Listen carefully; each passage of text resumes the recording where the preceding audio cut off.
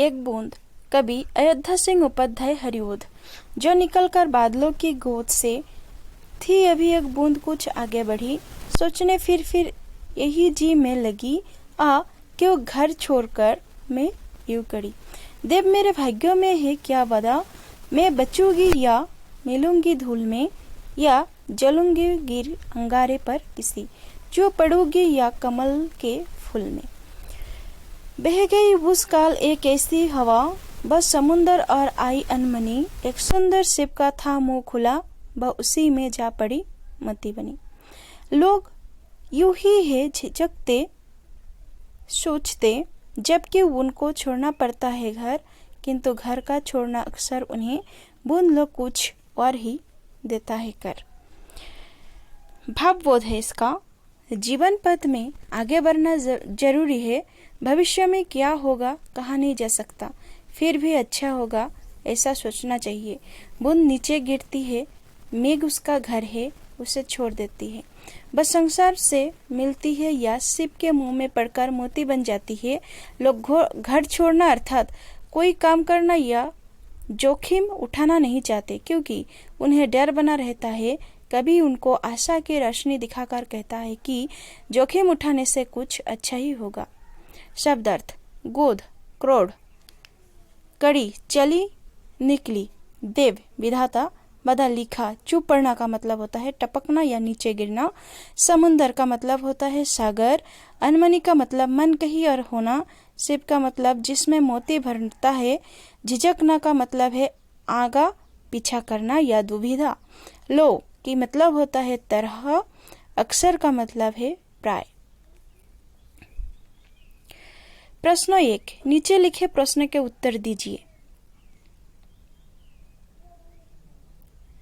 क, बादलों की गोद से निकलकर बूंद क्या सोचने लगी। उत्तर: बादलों की गोद से निकलकर बूंद यह सोचने लगी कि मैं क्यों घर छोड़कर यूं चली।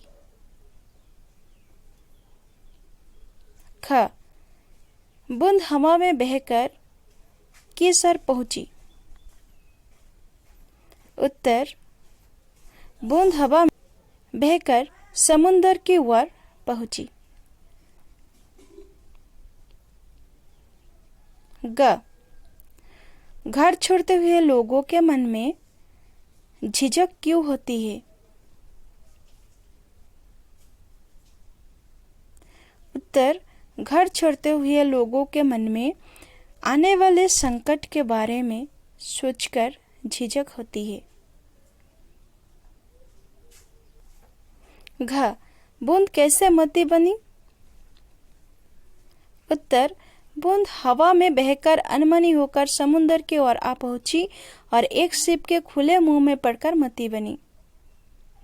ओ, बूंद की तरह कुछ और बन जाना का अर्थ क्या है। उत्तर: बूंद की तरह कुछ और बन जाना का अर्थ यह है कि इस कविता में जैसे एक बूंद अपने बादल के घर छोड़ने के बाद हवा में बह गई और अनमनी होकर समुंदर की ओर आ पहुंचने के बाद एक शिप के खुले मुंह में पड़कर मती बन गई, ठीक उसी तरह इंसान को जीवन में सफलता पाने के लिए निडर और साहसी होकर अपने घर छोड़कर आगे बढ़ना चाहिए। प्रश्न 2, नीचे लिखे प्रश्न के उत्तर एक या दो वाक्यों में दीजिए।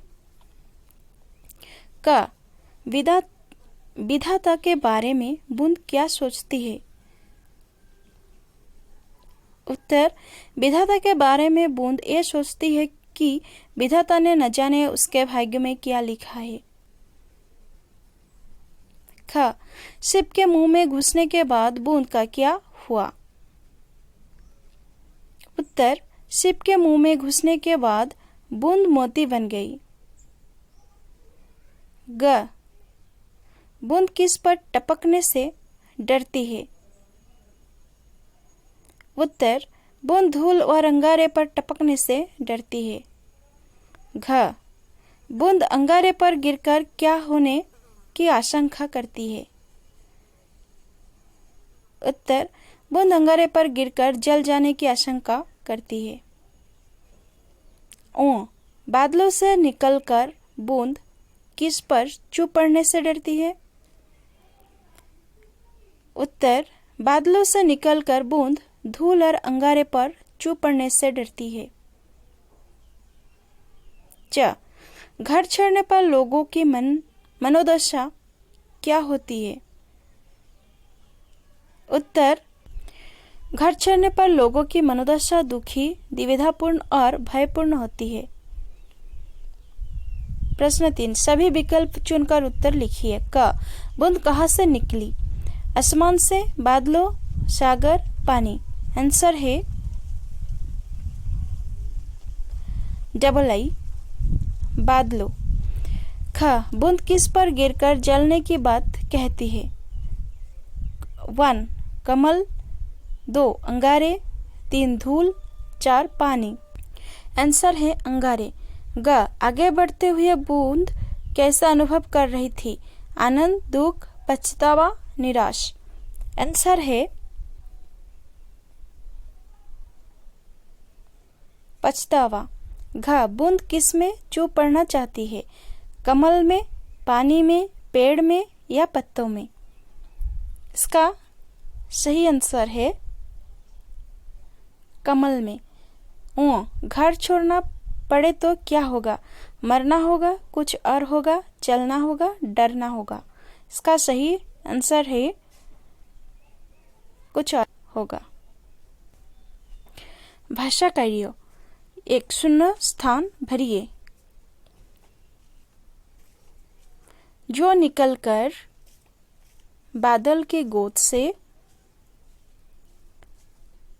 देव मेरे भाग्यों में है क्या बता, मैं बचूंगी या मिलूंगी धूल में, चू पड़ूंगी या कमल के फूल में, एक समुंदर सीप का था मुंह खुला, लोग यूं ही है झिझकते सोचते, बूंद लोग कुछ और ही देता है कर। 2, ऐसे शब्दों को कविता में ढूंढ कर लिखिए, जैसे बड़ी कड़ी, जो, क्यों, बचूंगी, पढ़ूंगी, धूल, फूल, मती बनी, आई अनमनी, घर, कर, जलूंगी, मिलूंगी।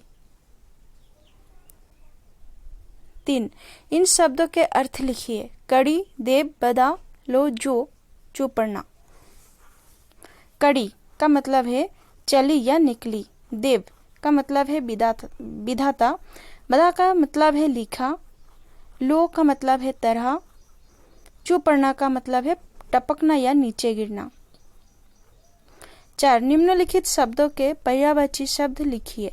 बादल, कमल, समुंदर, घर, भाग्य, देव। बादल, मेघ, जलधर, जलद, बारिद, नीरद, सारंग, पयोद।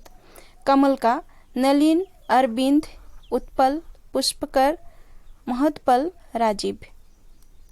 समुंदर का मतलब समुंदर, सागर, जलधि, सिंधु, रत्नाकर, बरिधि, जलधाम। घर, गृह, आवाज, धाम, निवास, बसेरा, भवन, निकेतन। भाग्य, किस्मत, तकदीर, नसीब, नियति। देव, देवता, सूर, निर्जर, ईश्वर, भगवान।